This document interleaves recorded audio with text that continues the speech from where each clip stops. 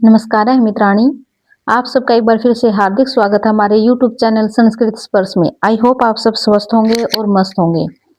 मैं उम्मीद करती हूँ कि आपको मेरी वीडियोस पसंद आ रही हैं और आपके लिए बहुत ज़्यादा हेल्पफुल हैं। देखिए, मेरी वीडियोस भले ही बेशक छोटी-छोटी हों पर आपके लिए बहुत ज़्यादा इम्पोर्टेंट हैं। इसमें आपका ज़्यादा टाइम भी वेस्ट नहीं हो रहा और आप साथ ही साथ आप बोर भी नहीं हो रही। ठीक है? तो आपका ज़्यादा टाइम वेस्ट ना करते हुए हम अपने आज की वीडियो को हम स्टार्ट करते हैं। देखिए, हमने कर लिया था विलोम शब्द, व्यय, प्रत्यय, ये जो अपना पर्यायवाची शब्द है ये हमने कर लिया। इस व्याकरण में आपके बस 2-3 टॉपिक ही रहते हैं, ठीक है? इसके बाद आपका जो व्याकरण का है स्टेट के लिए वो आपका कंप्लीट हो जाएगा, जो आपके सिलेबस में दिया जाता है, ठीक है? तो आज हम करते हैं अपना कारक। कारक, देखिए कारक के अंदर क्या है? कारक के अंदर है आपका डुकरीय धातु, यानी कि डुकरीय। यह का भी आपका हलंतम से लोप हो जाता है और आदिरीय टूडव से डू का हो जाता है। और क्या बचता है आपका? क्री धातु। क्या शेष बचता है आपका? क्री धातु। कारक शब्द में डुकरीय धातु और नौल प्रत्यय है। नौल प्रत्यय का वू शेष रहता है। ठीक है, ये हमने प्रत्यय में किया था। अगर वू शेष रहता तो युवो और ना को सूत्र से वू के स्थान पर आपका क्या हो जाता है? अक। ठीक है, वू के स्थान पर आपका क्या हो जाता है? अक। और प्रत्यय में अणय की इत संज्ञा हुई है, अतः अचोणिति सूत्र से धातु में आदि वृद्धि होकर री को क्या हो जाता है? आर। री को आर क्यों हो जाता है? क्योंकि प्रत्यय में अणय की इत संज्ञा हुई है और अचोणिति सूत्र से धातु में आदि वृद्धि होकर री को क्या हो जाता है? आपका आर हो जाता है। ठीक है, डुकरिया का क्या बचता है? आपका क्री। ठीक है, क्री प्लस नौल। क्री का क्या हुआ? आपका कार, आदि वृद्धि हुई ना धातु में। ठीक है, वो का क्या हो गया? आपका अक। तो क्या बना? आपका कारक है। ठीक है, पूछ सकता है कि कारक में कौन सा प्रत्यय है? कौन सा प्रत्यय है? नौल प्रत्यय है। ठीक है, नौल प्रत्यय वाला अर्थ में प्रयुक्त होता है, अतः कारक शब्द का शाब्दिक अर्थ है करने वाला। ठीक है, वाला अर्थ में प्रयुक्त होता है नौल का, और कारक का शब्द का शाब्दिक अर्थ आपका क्या हुआ? करने वाला। कारक की परिभाषा क्या है? क्रिया जनकत्व कारकत्वम या फिर क्रियोत्पादकम कारकम। ठीक है, ये हम कारक की आपकी क्या है? परिभाषा है।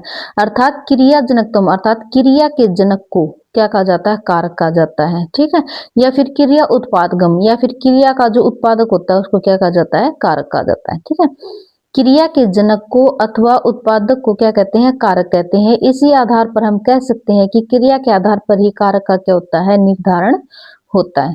ठीक है, जो आपके संस्कृत में है वो कारक कितने होते हैं? 6। संस्कृत में कारक कितने होते हैं आपके? 6, अर्थात षट कारकाणि। पूछ सकता है कि संस्कृत में कारक कितने होते हैं आपके? 6।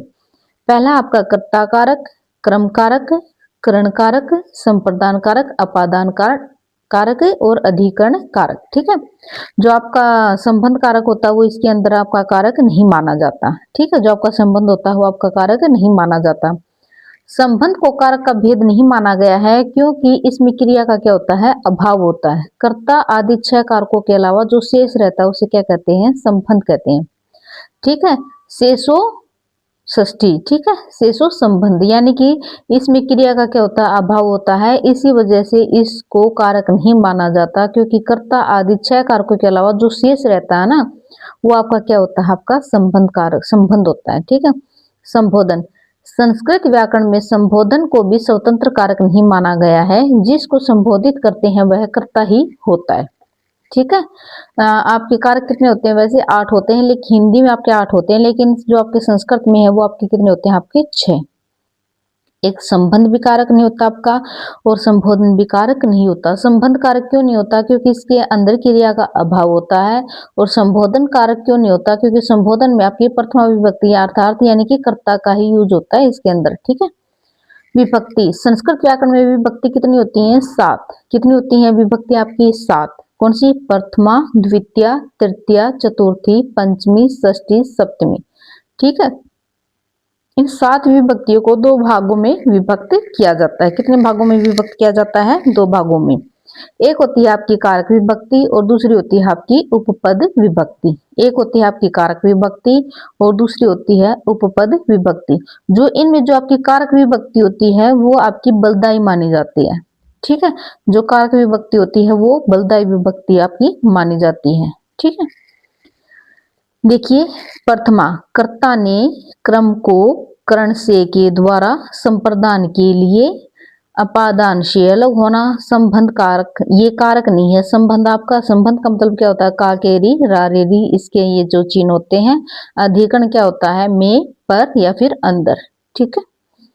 कर्ता ने क्रम को करण से द्वारा, देखिए करण से और अपादान से, ठीक है। अपादान का मतलब होता है से अलग होना, और करण का होता है ये साधन होता है आपका, ठीक है, किसी की सहायता से कुछ करना, जैसे मैं कलम से लिखती हूँ, ठीक है।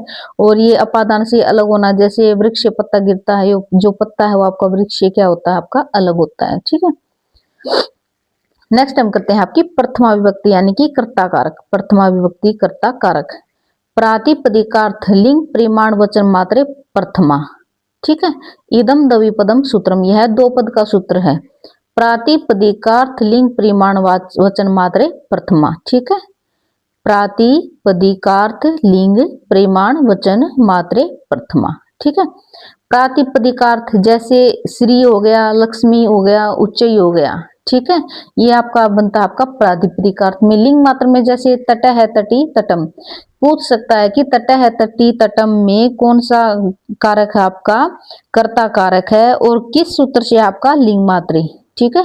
परिमाण मात्रे में है द्रोणो व्रीहि, यानी कि परिमाण यानी कि मापतोल वाला। ठीक है। द्रोणो व्रीहि यानी कि द्रोणो व्रीहि। ठीक है। 20 किलो धान आदि। जैसे वचन मात्र में है एक है, दो, बहवह। ठीक है। ये होता है आपका कर्ता कारक। इसके आगे कुछ और सूत्र हैं, वो भी हम देख लेते हैं। नेतो उपस्थिति के प्रातिपदिकार्थ, यानी कि जो प्रातिपदिकार्थ में प्रथमा विभक्ति होती है। जो आपके प्रातिपदिकार्थ, प्रातिपदिक हमने पढ़े थे ना, जो आपके सुबंत और तिगंत प्रत्यय को छोड़कर जो प्रत्यय युक्त शब्द होते हैं और जो समासिक पद होते हैं, अव्यय आदि आपके क्या होते हैं, आपके प्रातिपदिक होते हैं। सुबंत और तिगंत प्रत्यय कौन से आपके, सुबंत और तिगंत। सुबंत होते हैं जो आपके रूप में चलते हैं ना, सु औ जस अम औट सस वो वाले, और तिगंत होते हैं जो आपके धातु में चलते हैं, तिप्तस जी, सिप्तस थस, ये वाले। प्रत्ययों को छोड़कर प्रत्यय युक्त, यानी कि इनको छोड़कर जो आपके प्रत्यय युक्त शब्द होते हैं और जो सामासिक पद होते हैं और जो अव्यय होते हैं, वो आपके क्या होते हैं, आपके प्रातिपदिक होते हैं। क्या होते हैं, आपके प्रातिपदिक होते हैं। वाक्य में कर्ता के रूप में प्रयुक्त होता है, अतः कर्ता में प्रथमा विभक्ति होती है। तट शब्द में लिंग बहुलता प्रकट होने के कारण प्रथमा विभक्ति प्रयुक्त होती है। तट शब्द में लिंग बहुलता यानी कि नपुंसक लिंग, पुल्लिंग और स्त्रीलिंग। ठीक है। तट शब्द में लिंग बहुलता प्रकट होने के कारण प्रथमा विभक्ति प्रयुक्त होती है। मापी हुई या तोली हुई परिमाण में वस्तु में भी प्रथमा विभक्ति आपकी होती है। यदि शब्द या पदार्थ की संख्या वचन में बहुलता का बोध हो तो प्रथमा विभक्ति का प्रयोग किया जाता है। ठीक है। पता चल गया ना कि प्रथमा विभक्ति का प्रयोग कहाँ कहाँ पे होता है। ठीक है। प्रातिपदिक अर्थ में, लिंग मात्र में, परिमाण मात्र में और आपका वचन मात्र में। नेक्स्ट आपका संबोधनचय, और संबोधन में भी आपकी प्रथमा विभक्ति होती है। ठीक है। संबोधन में भी आपकी कौन सी विभक्ति होती है, आपकी प्रथमा विभक्ति होती है। कौन से सूत्र से होती है, आपकी संबोधनचय सूत्र से। नेक्स्ट आपका स्वतंत्र है कर्त्री, यानी कि स्वतंत्र कर्ता में भी आपकी प्रथमा विभक्ति होती है। स्वतंत्र है कर्त्री, स्वतंत्र कर्ता में भी आपकी प्रथमा विभक्ति होती है। देखिए ये जो सूत्र है ये बहुत ज्यादा इंपॉर्टेंट है। एग्जाम में वैसे नहीं पूछता कि इसके अंदर कौन सा कारक है, इसके अंदर कौन सा कारक है। सूत्र के द्वारा पूछ सकता है कि इसके अंदर कौन सा सूत्र से ये वाला कारक हुआ है और इसके अंदर कौन सा कारक हुआ है। ठीक है। कौन सी विभक्ति लगती है इसके अंदर। ठीक है। जो अपनी प्रथमा विभक्ति है यानी कि कर्ता कारक है वो हमने कंप्लीट कर लिया। अब करते हैं हम अपना द्वितीय विभक्ति यानी कि क्रम कारक। क्रम कारक में आपकी कौन सी विभक्ति लगती है, द्वितीय विभक्ति। ठीक है। कर्ता ने क्रम को। ठीक है। क्रम कारक में आपकी लगती है आपकी द्वितीय विभक्ति। देखिए कर्तुरी ईप्सितम क्रम, यानी कि कर्तुहु ईप्सितमम क्रम, त्रिपद संज्ञा सूत्र है। इसके अंदर एक पद है कर्तु, एक है ईप्सितमम और एक है क्रम। ठीक है। और जो आपका प्रातिपदिकार्थ लिंग परिमाण वचन मात्र ये एक था और प्रथमा एक था, वो था आपका द्विपदम सूत्रम और ये है आपका त्रिपदम सूत्रम। ठीक है। कर्ता अपनी क्रिया के द्वारा जिसे सर्वाधिक चाहता है उसकी क्या होती है, क्रम संज्ञा होती है, अर्थात उसको क्या कहते हैं, क्रम कहते हैं। इंपॉर्टेंट, मोस्ट इंपॉर्टेंट, कर्तुरीप्सितम कर्म, यानी कि कर्तु जो कर्ता, ईप्सितम कर्म जो यानी कि क्रिया के द्वारा जिसे सबसे अधिक चाहता है, ईप्सित माने चाहना, उसकी क्या होती है आपकी क्रम संज्ञा होती है, अर्थात उसको क्या कहते हैं क्रम कहते हैं। ठीक है, जो आपका क्रम कारक है उसमें कौन सी विभक्ति लगती है आपकी द्वितीय विभक्ति। विधि या विभक्ति सूत्र कौन सा होता है आपका क्रम कारक का, कर्मणि द्वितीया, कर्मणि द्वितीया। ठीक है, ये जो कर्तृ ईप्सितम क्रम है ये तो है आपका संज्ञा सूत्र और ये है आपका विधि या विभक्ति सूत्र। ठीक है, इसमें बहुत ज्यादा कंफ्यूजन होती है बच्चों को कि संज्ञा सूत्र कौन सा है, हम ये दे देंगे। ठीक है, एग्जाम में ये दोनों देता है तो आपको ये ध्यान रखना है जो आपका संज्ञा सूत्र है वो तो होता है कर्तृ ईप्सितम क्रम, और जो आपका विधि या विभक्ति सूत्र होता है वो होता है आपका कर्मणि द्वितीया। कौन सा होता है वो, कर्मणि द्वितीया। ठीक है, अनुक्त क्रम में द्वितीय विभक्ति होती है, अनुक्त क्रम में द्वितीय विभक्ति होती है। जैसे राम लेख लिखता है, राम क्या हुआ आपका कर्ता, लेख क्या हुआ क्रम और लिखना क्या हुआ क्रिया। ठीक है, राम लेखम लिखती। ठीक है, दो बालक 5 फल खाएंगे, दो यानी कि दो बालक के लिए क्या आ गया बालकऊ, बालका है बालकऊ बालका है, दो बालक के क्या हुआ आपका बालकऊ पंच फलानी खादिशत्य। ठीक है, आज तुम आज 2 पुस्तक पढ़ो, तुम आज 2 पुस्तक पढ़ो, त्वम अद्य पुस्तके पठे। राम और सीता और तुम दोनों को कल उदयपुर जाना चाहिए, सीता युवाम च स्व उदयपुरम गच्छेत। ठीक है, क्लियर, यहाँ तक क्लियर, आई होप आप सबको क्लियर हो गया होगा। ठीक है, जैसे वे दोनों कल आएंगे तो स्व आगमिष्यत, सीता ने 2 माला गूंथी थी, सीता माले एगुम्फत, सीता माले एगुम्फत।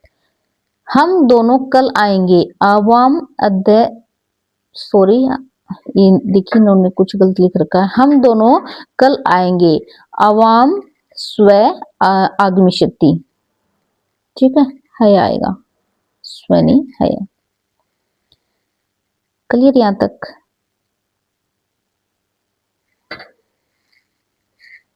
है माने बीता हुआ कल और स्व माने आने वाला कल। हम दोनों कल आएंगे, आवाम स्व आगमिष्यत। ठीक है, 2 है ना ये।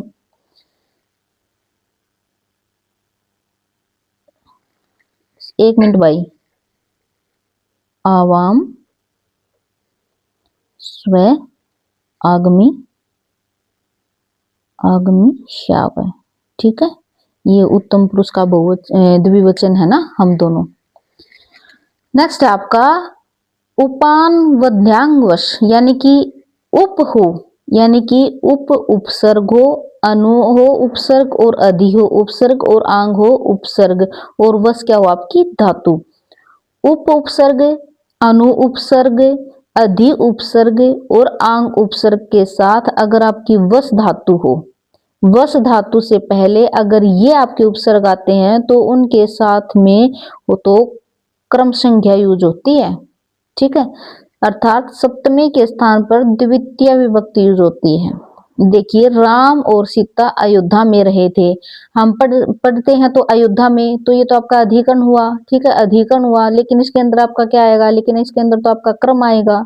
क्यों आएगा, क्योंकि इसके अंदर आपका अधिवस्था में आ गया, वश धातु है और अधि इसके अंदर क्या है आपका उपसर्ग, अधि क्या है उपसर्ग। ठीक है, अगर आप हिंदी में देखते हो ना तो ये आपको अधिकरण लगेगा, यानी कि सप्तमी विभक्ति लगेगी आपको। राम और सीता अयोध्या में रहे थे, मोहन और तुम दोनों अब जयपुर में रहो। ठीक है, जयपुर में पढ़ेंगे तो हमें लगेगा कि हम यानी कि अधिकरण है, यानी कि ठीक है सप्तमी विभक्ति है, लेकिन इसके अंदर आपकी कौन सी विभक्ति लगती है, आपकी द्वितीय विभक्ति लगती है। किस कारण लगती है, अगर वश धातु हो और उससे पूर्व उप अनु अधि और आंग उपसर्ग हो तो वहां पे आपकी क्या लगती है, आपकी द्वितीय विभक्ति लगती है। क्लियर, ठीक है। नेक्स्ट सूत्र है आपका अधि सिंह तथा साम कर्म, अधि सिंह तथा साम कर्म, यानी कि अधि उपसर्ग पूर्वक, सिंह यानी कि शयन करना, सथा माने ठहरना और आस माने भी बैठना। ठीक है, उसके अंदर आपकी क्या होती है, आपकी क्रम विभक्ति होती है। ठीक है, द्वितीय विभक्ति होती है। अधि सिंह तथा साम कर्म, यानी कि अधि उपसर्ग, सिंह यानी कि शयन करना, सथा यानी कि ठहरना और आस यानी कि बैठना, ये धातुएं हो तो इनके स्थान पर आपकी कर्म संज्ञा होती है और इसके साथ भी आपकी द्वितीय विभक्ति लगती है, न कि सप्तमी विभक्ति। ठीक है, जैसे बालक पलंग पर सोता है, हमने पीछे पढ़ा था अधिकरण में पर, तो इसके हिसाब से तो इसके अंदर सप्तमी विभक्ति आनी चाहिए, लेकिन इसके अंदर लगी है आपकी द्वितीय विभक्ति। क्यों लगी है आपकी इसके अंदर? क्योंकि ये सोना आ गया। क्या आ गया? सोना। ठीक है, ये किस सूत्र से हुआ आपका? अधि सिंह था साम कर्म। ठीक है, इस सूत्र से इसके अंदर लगी आपकी द्वितीय विभक्ति। ठीक है, बालका है प्रियंकम अधिशेते, इसके अंदर आपकी लगी द्वितीय विभक्ति। ठीक है, रमा चटाई पर बैठती है, रमा कटम अध्यास्ते। हरि वैकुंठ में रहता है, हरि वैकुंठम अधितिष्ठति। ठीक है, आई होप आपको ये क्लियर हो गया होगा। नेक्स्ट आपकी द्वितीय विभक्ति किसके साथ लगती है? अभितय, प्रीतय, समया, निक्साहा, प्रतियोगी अपि, यानी कि अभितय यानी कि दोनों ओर, प्रीतय यानी कि चारों ओर, समया समीप और निक्सा भी समीप या निकट, हा यानी कि कष्ट और प्रति यानी कि की ओर, इनके योग में भी आपकी कौन सी विभक्ति लगती है? आपकी द्वितीय विभक्ति लगती है। अभितय, प्रीतय, समया, निक्सा, हा, प्रतियोगी अपि। ठीक है, इनके साथ आपकी कौन सी विभक्ति लगती है? आपकी द्वितीय विभक्ति लगती है। नगर के दोनों ओर पर्वत है, नगरम अभितय पर्वत है संति। ठीक है, सॉरी ये एक वचन है, तो नगरम अभितय पर्वत है अस्ति। ठीक है, गांव के चारों ओर वृक्ष है, ग्रामम प्रीतय वृक्षः सन्ति। ठीक है, नेक्स्ट है इसके अंदर आपका उभयतः सर्वतः धिक ऊपरी ऊपरी, अधो अधो अधे अधि। ठीक है, उभयतः यानी कि दोनों ओर, सर्वतः मानी सब और, धिक माने धिक्कार, ऊपरी ऊपरी यानी कि ऊपर ऊपर, अधो अध यानी कि नीचे नीचे और अधि अधि यानी कि अंदर अंदर। ये देखिए अध्याधि है ना, ये है आपका अधि अधि। ठीक है, अंदर अंदर, इनके योग में भी आपकी द्वितीय विभक्ति होती है। उभयतः, सर्वतः, धिक, ऊपरी ऊपरी, अधो अधो और अधि अधि, इनके योग में भी आपकी कौन सी विभक्ति लगती है? आपकी द्वितीय विभक्ति लगती है। जैसे जयपुर के दोनों ओर जलाशय हैं, जयपुरम उभयतः जलाशय सतह। घर के सभी और पशु हैं, गृहम सर्वतः है पशु है संति। ठीक है, इसके अंदर जयपुरम आया ना, इसके अंदर आया आपका गृहम द्वितीय विभक्ति, दुर्जन को अधिकार है, अधिक दुर्जनम। ठीक है, आप वीडियो को पॉज करके ये सारे एग्जाम्पल आप देख सकते हो। नेक्स्ट आपकी अंतरा अंतरेण च युक्ते, यानी कि अंतरा यानी कि बीच में और अंतरेण यानी कि बिना या रहित। ठीक है, अंतरा बीच में और अंतरेण होता है आपका बिना या फिर रहित। इनके योग में भी आपकी कौन सी विभक्ति लगती है? आपकी द्वितीय विभक्ति लगती है। अंतरा अंतरेण च युक्ति, इनके योग में आपकी द्वितीय विभक्ति लगती है। यानी कि जयपुर और उदयपुर के बीच पर्वत है, के बीच आ गया ना, यानी कि अंतरा गया। जयपुरम उदयपुरम अंतरा पर्वतः सन्ति। ठीक है, जल के बिना जीवन नहीं है, बिना आ गया ना इसके अंदर, जलम अंतरेण जीवनम नास्ति। ठीक है, नेक्स्ट आपका कला धवनोर यत्नम अत्यंत संयोगे, यानी कि काल अध्वन, इनके योग में आपकी कौन सी विभक्ति लगती है? आपकी द्वितीय विभक्ति लगती है। ठीक है, काला ध्वनोर अत्यंत संयोगी। ठीक है, काल समय अत्यंत संयोगी निरंतरता, अध्वन यानी कि मार्ग या दूरी, यानी कि समय और जो आपके दूरीवाचक शब्द होते हैं यदि निरंतरता में हो, यदि लगातार हो, तो उनमें कौन सी विभक्ति होती है? आपकी द्वितीय विभक्ति होती है। ठीक है, जैसे पूरा महीना शुभ है, मासम कल्याणी कालवाचक हुआ। महीने भर अध्ययन किया, मासम अधीते कालवाचक हुआ। कोस भर नदी टेढ़ी मेढ़ी है, क्रोसम नदी कुटिला, ये क्यों आपका अध्ययन अध्वन वाचक हुआ। ठीक है, कोस भर पहाड़ है, क्रोसम गिरी अस्थि, अध्वन वाचक हुआ। ठीक है, नेक्स्ट है आपका एकथितम च। देखिए आज हम ये जो आपकी द्वितीय विभक्ति है ये आज हम कंप्लीट कर ही लेते हैं। ठीक है, नेक्स्ट आपका एकथितम च। ठीक है, यानी कि ये जो आपकी 16 जो आपकी द्विक्रमक धातु है, इनके योग में आपका द्वितीय विभक्ति होती है और ये आपको ध्यान रखनी है। दुह, याच, पच, दंड, रुद, पृछ, ची, ब्रू, सास, जी, मथ, मुष, नी, हरी, कृष वह, इन 16 द्विकर्मक धातुओं के योग में आपकी द्वितीय विभक्ति होती है। यानी कि ग्वाला गाय को दूध दूहता है, गोपाल है गाम पय दुग्धि। ठीक है, इसके अंदर आपकी हुई आपकी द्वितीय विभक्ति कौन से सूत्र से हुई आपकी एकथितम च से। देखिए दूध आ गया ना, दोहना आ गया इसके अंदर। ठीक है, दुग्ध, दुग्ध के अंदर, ठीक है, दूह आ गया ना आपका दोहना। वह बलि से पृथ्वी मांगता है, सह बलिम वसुधाम याचते। ठीक है, याच आ गया ना, तो इसके अंदर आपका एकथितम च से आपकी हुई द्वितीय विभक्ति। देखिए आप वीडियो को पॉज करके आप देख सकते हो। ठीक है, अगर मैं पढ़ाऊंगी इसके अंदर ज्यादा टाइम लगेगा और आपकी भी वीडियो ज्यादा लंबी हो जाएगी। ठीक है, माता चावलों से भात पकाती है, यानी कि माता तंडुलान ओदनम पचती, कौन से सूत्र से, एकथितम सूत्र से। ठीक है, राजा गर्गों को 100 रुपए देता है, यानी कि राजा गर्गान सतम दंडियति। ठीक है, ये आपके मोस्ट इंपोर्टेंट है, एग्जाम में जरूर पूछा जाता है, अभी स्टेट में भी पूछा गया था पिछली बार आपका ये। क्लियर, और ये जो आपका D++ का था ना, उसके अंदर भी इनमें से आया हुआ था। नेक्स्ट है आपका अभिनिविष्च, यानी कि अभि और नि उपसर्ग विष धातु हो तो आधार के स्थान पर क्रम संज्ञा हो जाती है। यानी कि अभि और नि उपसर्ग हो और विष धातु हो तो इनके स्थान, इनमें कौन सी विभक्ति लगती है, आपकी द्वितीय विभक्ति लगती है। ध्यान रहे, विष धातु के पूर्व में दोनों उपसर्ग एक साथ प्रयुक्त होते हैं।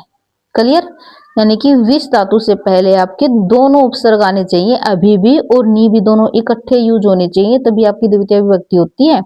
जैसे मोहन ग्रामम अभिनिवसस्ते, अभिनिवसते। ठीक है, तथा युक्तम च अनिप्सितम, यानी कि अनिप्सित, यानी कि जो नहीं चाहा गया है, उसके युग में भी आपकी द्वितीय विभक्ति लगती है।